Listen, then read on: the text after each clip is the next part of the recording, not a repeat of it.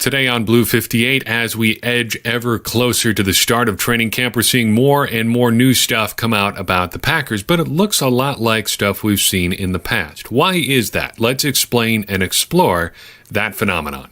Blue 58! Hello and welcome to another episode of Blue 58, the one and only podcast of thepowersweep.com. I'm your host, Jon Meerdink, happy to be with you here yet again. Feels like a long time since we've last spoken. It's only been a few days, of course, but maybe that's just because of how many things are happening with the Packers. Relatively speaking, of course, this is still, I suppose, technically the offseason. It doesn't quite feel like the offseason with OTAs going on, but we are seeing an uptick in stuff happening.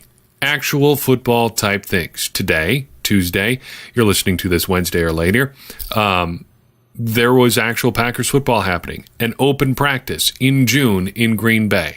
Absolutely phenomenal. And corresponding with that, of course, is a lot of media coverage. And a lot of that media coverage, well, it's a bit of a stretch. Because as much as the real football is actually happening, there's not a lot of substance to what's going on. They can't practice in pads. There's no contact going on. We're not playing against any other teams. So what you can extract out of these practices is relatively limited. And I think that's fair to say. But you still need to write about these guys. You still need to write about the new team. So what do?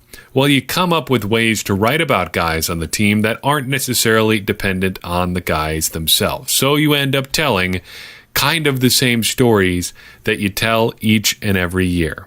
I think there are 6 major categories for these kinds of stories, and rather than kind of dole them out over the next few weeks and I guess a little over a month before training camps actually starts, I figure we should just take them all and do them kind of all at once. Everybody's kind of obligated to do these stories because they are, ways that you can explore the team a little bit, but they're just kind of boring all on their own. But all at once, it gives us a chance to talk about a whole bunch of guys. So we'll talk first about the categories, then talk about the guys that I think fall into those categories. First, one of my favorite story categories that you see every year at this time on every single team in the NFL. A guy who's showing up for training camp in the best shape of his life. BSOHL.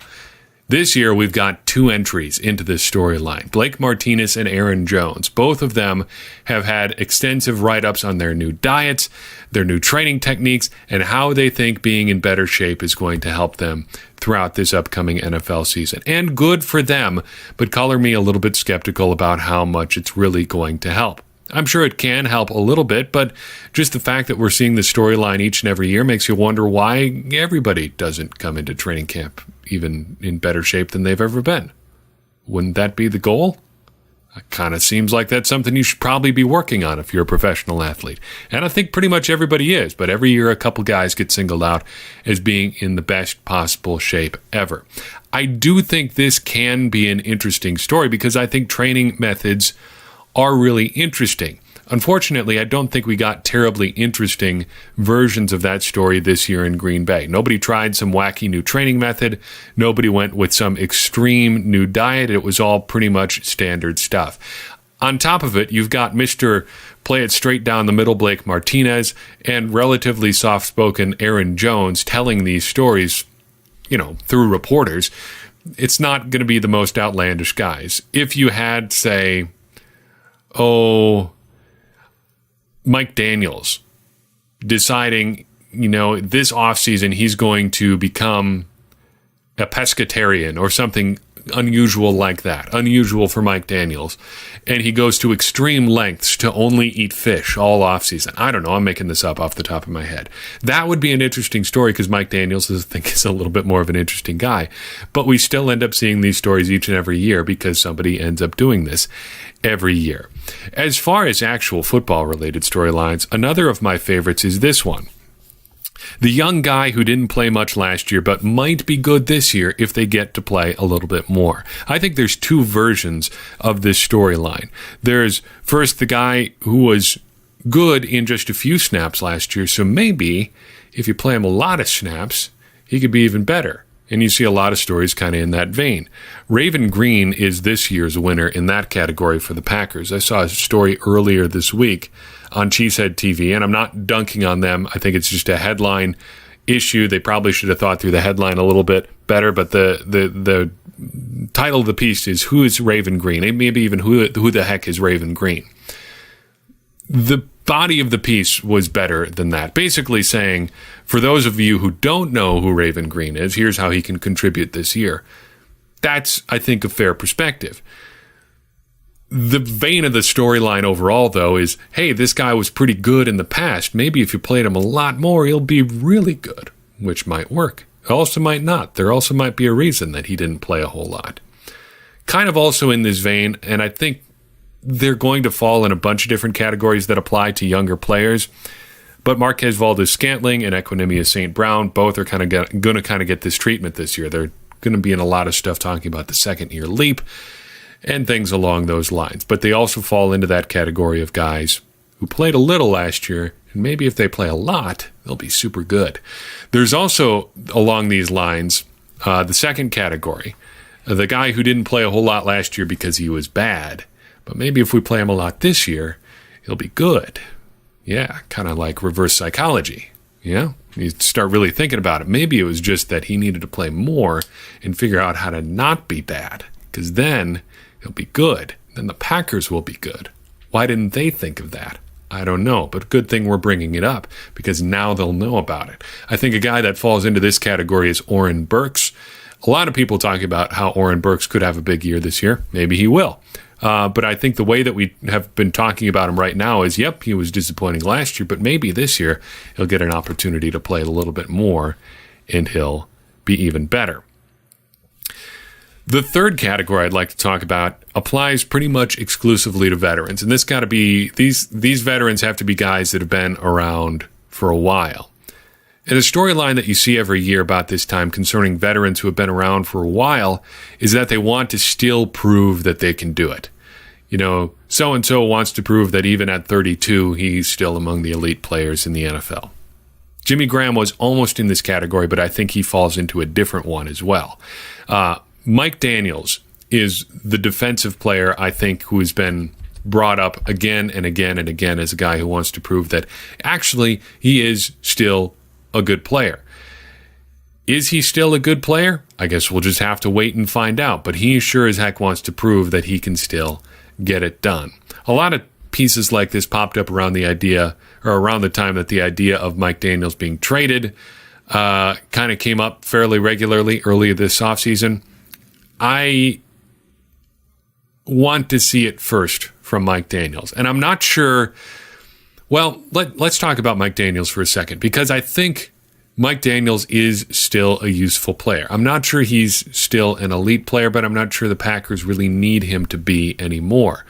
The depth on their defensive line is, I think, intriguing, and the kind of body types that they've got in their front seven as a whole are intriguing. Mike Daniels, the gist of Tom Silverstein's piece exploring whether or not they should trade him, kind of got to the idea that he is a bit of an outlier among the guys they have in their front seven.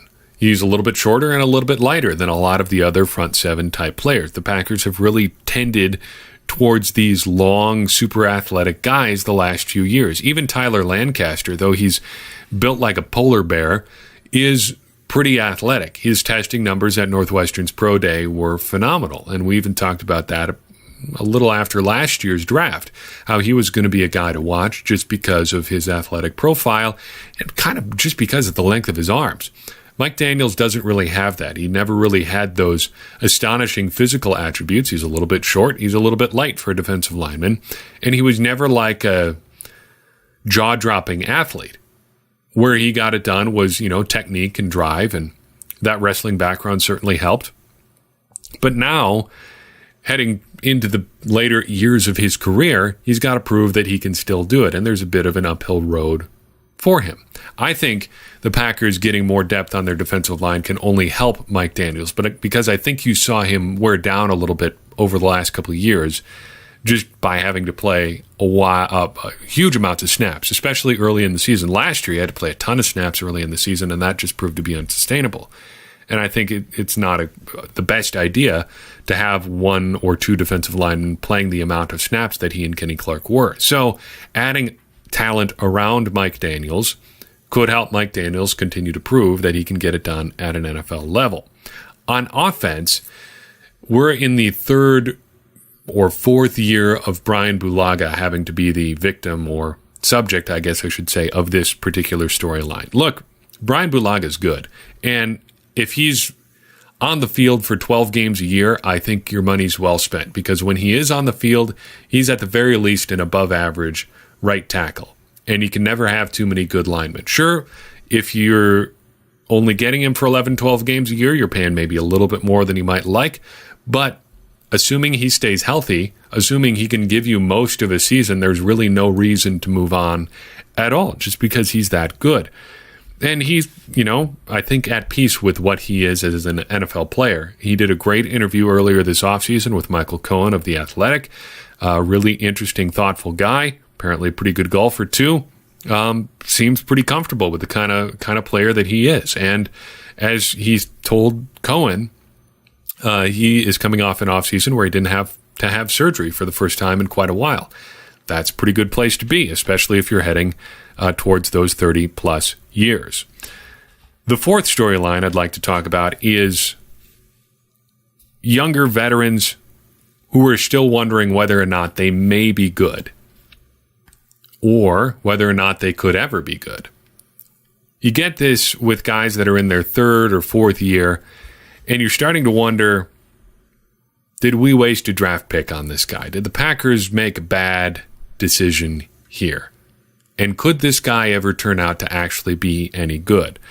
Josh Jones would have fallen into this category had he not gone completely off the map the last couple weeks with what's going on with him. Interesting to see what happens with that over the next month or so. Kind of think the trade is not super likely, but we'll see. But instead, we are left with another perennial entry into this category. He's kind of the younger version of Brian Bulaga. It's Jason Spriggs. I was super high on Jason Spriggs when he was drafted. I thought he was going to be a good player. He was going to be their swing tackle. I could see why they traded up for him. It has not worked out. And I think it's fair to wonder at this point whether or not he's going to actually ever be good. But that's why these pieces get written about guys like him. And I bet within the relatively near future, you're going to see something about how it's now or never for Jason Spriggs. And you'll get a quote from Jason Spriggs about how, he realizes the stakes heading into this, his fourth season. He spent all this offseason working on his strength training. He feels like he's added a few pounds, and he feels like his technique is better than ever. Then you'll get another quote from the offensive line coach saying, yep, we're really excited about what he could bring to the scheme, but he's got to prove that he can do it, and he's got to prove that he can be consistent, something along those lines. And then we'll see if he can actually do it on the field. And, of course, this piece will come out before any preseason games or really probably even practice actually happens. So we'll have all the speculation with no actual football to back it up, and then we'll just fall back in the same stuff we've come to believe about Jason Spriggs in the past. It happens. Fifth storyline or story category that I think you see every year is the redemption storyline. And we've gotten a hefty dose of this with the Packers this year. First, as a whole, just the team has been in full-on redemption mode ever since I think probably Mike McCarthy was fired. They've kind of been saying, well, we got to start working back. Got to get back to where we were, being one of the elite teams, elite programs in the NFL. But on a player level, there's two guys both on offense that I think you're going to see a lot about in this category. We saw a lot already this offseason with Jamon Moore, the Packers' fourth-round pick from a year ago. Putting up some great workout videos from the offseason. Now he's talking a lot about how he wants to take a step going into year two, blah, blah, blah, all that kind of stuff. He's got to prove that he can get back to where he thinks he can be. A redemption story. Jimmy Graham also falls into this category. I think you could have him in that vets who want to show that they're still good category had he not been bad last year, or been at least perceived to have been bad. And just this week already, we've seen the Jimmy Graham version of this story. He's talking about how he still has a lot that he thinks he can offer, how the sky's the limit for him in this new offense, blah, blah, blah. And maybe all that's true, but right now the storyline is all we've got to go on. Jimmy Graham saying, yep, I can be better. People saying, well, it's only going to be a matter of time. We've got to wait and see. Well, that's all we've got to do at this time of year, just wait and see. There's nothing else to do because there's no actual football happening. Finally, this one is a bit of a stretch, I think, every year, but finally, I would like to talk about the roster sleepers. Roster sleepers, I think, are different from guys who kind of fell into the didn't play a whole lot last year, but maybe they'll be good if they'll play more this year. Because they're guys that may not have necessarily shown anything at all, or they're guys that have just been completely overlooked, even though that they've played a fair amount. And the two, I think, that fall into that category this year that you'll hear about are Dexter Williams and Tony Brown. Williams, the Packers' new drafted running back out of Notre Dame, and Brown, the now second-year cornerback, who is, I guess, like third or fourth on the depth chart, depending where you put him in regard to Tramon Williams and Josh Jackson, who could actually both kind of end up a little bit at safety. He's higher than probably most people would have thought a year ago. Williams, I think, is going to fall or get pressed as a sleeper candidate on the roster. Just because of the position he plays, there's a real opportunity for rookies to contribute at running back. And, you know, being a draft pick, he's probably got a better shot than most to make the roster and make an impact this year. On top of that, he seems to fit really well with the scheme. There was a lot of talk about how he ran a similar scheme in college, and getting the opportunity to do that again could be just the opportunity for him to really break out as a rookie. Tony Brown, meanwhile, I think was kind of taken a little bit for granted last year. That's not quite the right way to put it, but I don't really know how to describe the perception of how I think my perception of how I think Tony Brown is perceived.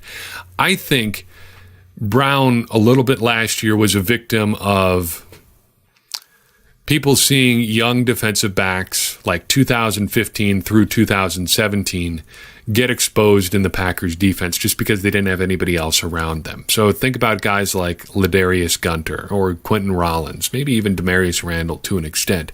These guys were not expected to play huge roles, but they got thrown into the fire and they weren't super great. Tony Brown did get thrown in the fire a little bit last year, and he probably played more snaps on defense, even though he didn't play just a ton. He played more snaps than I think we would have expected him to really play. Kind of had him pegged as mostly a special teams guy last year. But though he wasn't bad, he also wasn't super great. And I think people have kind of put him in the box of a guy like a Ladarius Gunter. I think that's a mistake because I think just athletically alone, he's an entirely different kind of player than Ladarius Gunter was. And that makes him, I think, in my eyes, a little bit of a sleeper. And that's going to be another story category that you see pop up this year. So there you have it. The 6 storylines you're going to see a whole bunch of in the next month or so. All worthwhile, all a little bit difficult, I think, to talk about on their own. So good that we talk about them all at once. While I've got you here, interesting news. I want to get a little bit ahead of this before it is the talk of tomorrow. It looks like the Packers game in Canada is going to be confirmed on Wednesday. I know that we've had a couple listeners ask about this. It's been an odd saga, hasn't it? Because it seemed like all but a foregone conclusion that it was going to happen. It was, I think Mark Murphy even said something about it publicly. Then he kind of walked it back because they weren't sure. Then there was some Canadian media that was like, yeah, I think this is going to happen. Then nobody really said anything about that. And now it looks like something at least is going to get announced. The Winnipeg Blue Bombers put out a news release Tuesday afternoon saying that they are scheduling a big event, media announcement, for Wednesday afternoon. They say they would like to advise the media of a major sporting event announcement, and the conclusion of that appears to be that it's going to be the Packers and Raiders preseason game in Winnipeg. I think this is just phenomenal. I think anything you can do to add a little bit of a wrinkle to the preseason is excellent. I think this is great for the fans in Canada who wouldn't necessarily have an opportunity to see something like this, and I think it's great for the Canadian Football League too, because Canadian football is the weirdest, most interesting version of football. I think among the varieties of football that you can see in North America, I guess there's really 3, 4 if you differentiate between the NFL and college football. I think if there's any that deserves more press, it's probably the Canadian Football League. And I wish I had more time to really sit down and figure out some more stuff about the league or some more ways to follow it closely, because there is a lot of interesting history in the Canadian Football League, a lot of really great legacies for these teams. It's just pretty cool stuff. So I think a partnership or an opportunity for some crossover like this between the NFL and at the very least CFL City is pretty cool. So if you've been watching for that, it looks like that's going to happen, and it may even have happened by the time you listen to this episode. Pretty cool stuff. And as we get closer to real, actual football, just another tantalizing glimpse of the season to come. That's all I've got for you on this episode. Thanks so much for taking the time to download, to listen, to subscribe, to rate. All of those things, of course, help the show. And if you do want to support the show, leaving a rating and a review is the best way to do that. And don't forget to subscribe to make sure you get all the latest episodes. If you want to take your support to the next level, leave us a donation at patreon.com/thepowersweep. $1 a month helps offset a lot of our costs for this show and our site. And if you want to take that support even a little bit further, consider buying one of our great t-shirts or sweatshirts by clicking the shop link at thepowersweep.com. Never hesitate to reach out however you choose to, be that social media or email or just the contact page at thepowersweep.com, because every bit of feedback, every thought, every question you give us helps us make this entire operation better. And that, of course, helps us continue our mission of helping everybody become smarter Packers fans. And as I always say, smarter Packers fans are better Packers fans, and better Packers fans are what we all want to be. I've been your host, Jon Meerdink. Thanks so much. We'll see you next time on Blue 58.